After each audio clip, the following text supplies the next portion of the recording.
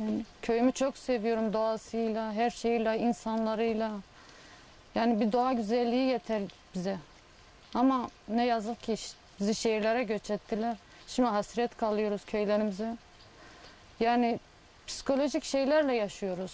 Ama buralarda olsak hiç yani fark etmiyorduk nasıl geçiyor zamanımız. Yani bilmiyorum çocukluğumuz nasıl geçti yani hiç anlamadık.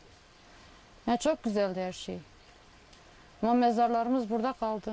Dedelerimizin, nenelerimizin, halalarımızın. Yani ne diyeyim? Çok özlem duyuyoruz.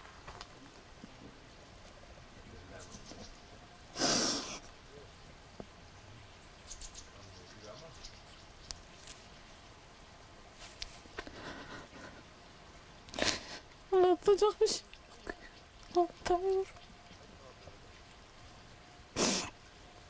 Şimdi de yol yok, köprü yok, bir şey yok.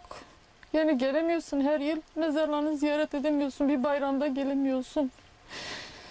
Mesela en azından insan yılda bir bayramda gelse ziyaret etse.